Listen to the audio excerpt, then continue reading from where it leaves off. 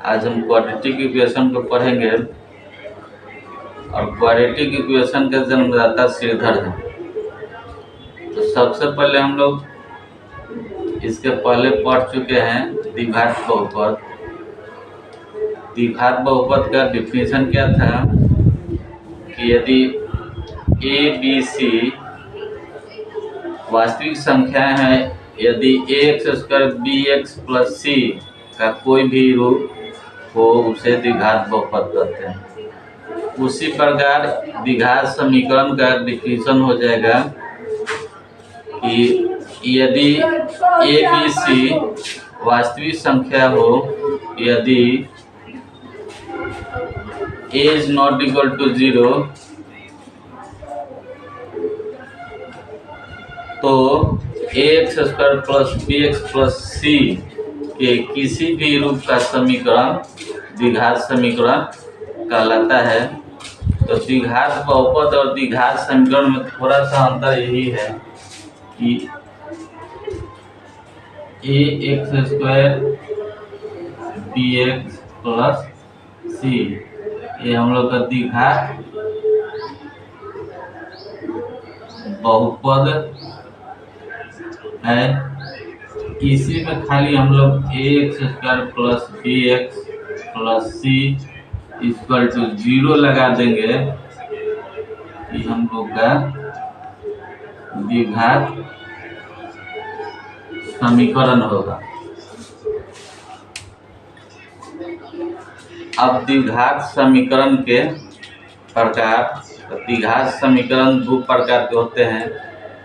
पहला शुद्ध द्विघात समीकरण, दूसरा होता है मिश्रित द्विघात समीकरण। शुद्ध द्विघात समीकरण का डेफिनेशन होगा कि जिस द्विघात समीकरण में चर x का एक पद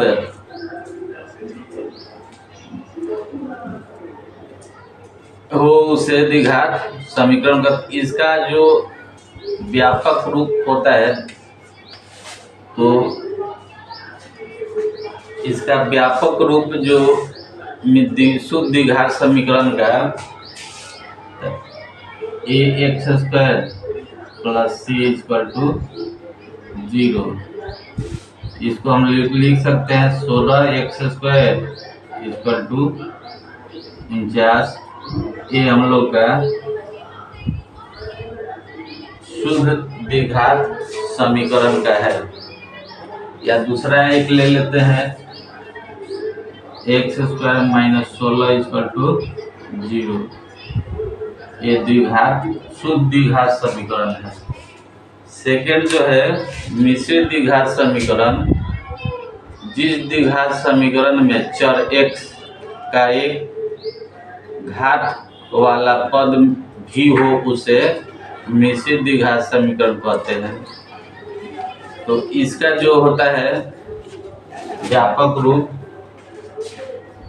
द्विघात समीकरण के जैसा होता है x² + bx + c = 0, 2x² + 3x - 4 = 0।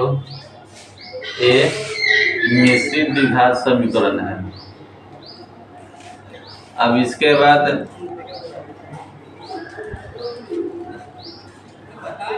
द्विघात समीकरण के मूल, तो द्विघात समीकरण के मूल में इसमें हम लोग श्रीधर जी सिद्ध भी किए थे और किए हैं कि द्विघात समीकरण के दो और केवल दो मूल होते हैं। तो आइए अब चलते हैं हम इस क्वेश्चन को किस प्रकार से हम लोग सिद्ध करते हैं। चलिए अब हम लोग सिद्ध करेंगे द्विघात समीकरण के दो और केवल दो मूल होते हैं। इसको सिद्ध करने के लिए सबसे पहले द्विघात समीकरण का व्यापक रूप लिखेंगे ax² + bx + c = 0। अब क्या करेंगे कि ax square plus B X, ये प्लस सी है इधर भेज देंगे तो माइनस सी। अब क्या करेंगे कि ए जो है ये ए से प्रत्येक पद में भाग दे देंगे, यानी कि ए से प्रत्येक पद में भाग देने पर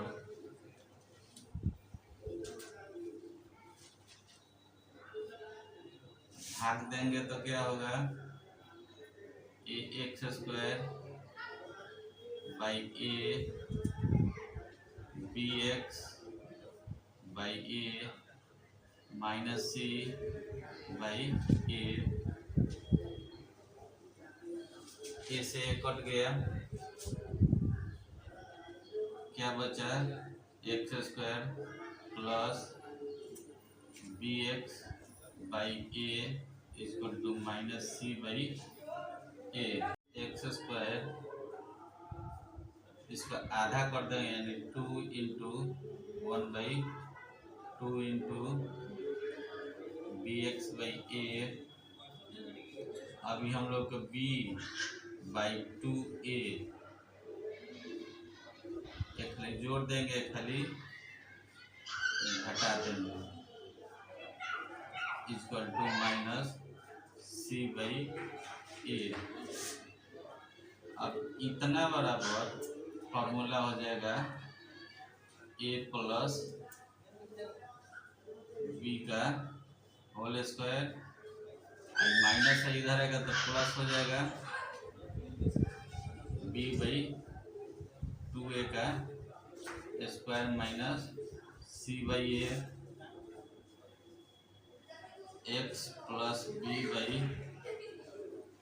2a स्क्वायर, इसको तोड़ेंगे तो बी स्क्वायर दूना का 4 ए स्क्वायर सी बाई ए, इसका LCM 4a square b square a cut जाएगा 4ac, अब स्क्वायर हटेगा तो इस पर रूट चढ़ेगा X plus B by 2a equal to root under B square minus 4ac by 2a। इसमें एक्स इक्वल टू बराबर प्लस इधर आएगा तो minus B by 2a plus root under B square minus 4ac by 2a। अब 2a लघुत्तम ले लेंगे, minus B plus, जब इस पे स्क्वायर चढ़ाए हैं इस पे रूट चढ़ेगा, प्लस और माइनस में होगा, क्या बचा root under B square minus 4ac। अब इसके दो मूल अल्फा तथा बीटा मान लेते हैं, माना इसके दो मूल अल्फा तथा बीटा हो तो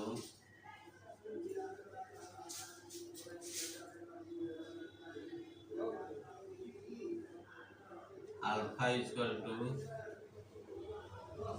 minus B plus root under B square minus 4ac by 2a, और beta equal to minus B minus root under B square minus 4ac by 2a। तो इसको जैसे विविधकर या विवेचक समीकरण a x square b x plus c बराबर 0 के लिए व्यंजक बी स्क्वायर माइनस 4ac को द्विघात समीकरण का विविधकर कहते हैं और इसे हम डी से सूचित करते हैं, यानी बी स्क्वायर माइनस 4ac के जगह पर हम लोग डी लिख सकते हैं। तो इसको alpha square to minus B plus root D by 2a, अब beta square to minus B minus root D by 2a, ए चाहे ए आपको फॉर्मूला सिद्ध होगा।